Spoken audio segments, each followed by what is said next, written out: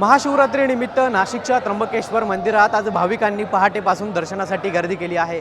आपण सध्या त्र्यंबकेश्वर मंदिरात आहोत। या ठिकाणी जर बघितलं तर भाविकांची दर्शनासाठी मोठी अशी गर्दी जी आहे ती आपल्याला या ठिकाणी पाहायला मिळते। आज महाशिवरात्री आहे आणि महाशिवरात्रीनिमित्त नाशिकच नव्हे तर राज्य आणि देशातून जे भाविक आहेत ते त्र्यंबकेश्वराच्या दर्शनासाठी त्र्यंबकेश्वर नगरीमध्ये दाखल झालेले आहेत। 12 ज्योतिर्लिंगांपैकी एक असलेलं हे त्र्यंबकेश्वराचं मंदिर आहे आणि या ठिकाणी आपण जर आतल्या बाजूला बघितलं तर एकीकडे दर्शनासाठी भाविकांची मोठी रीग जी आहे ती पाहायला मिळते, तर दुसरीकडे या ठिकाणी अशा पद्धतीनं पूजाविधी जे आहेत ते आपल्याला सुरू असल्याचं पाहायला मिळतं।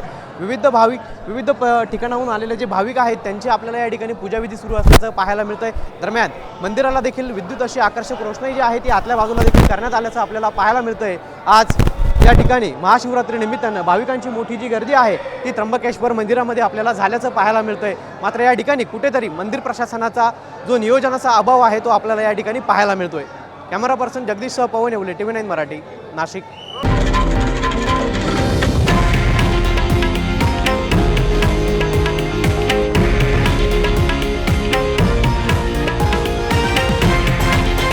हे आहे देशातील नंबर 1 न्यूज नेटवर्क आणि आपण पाहत आहात TV9 मराठी, एकमेव।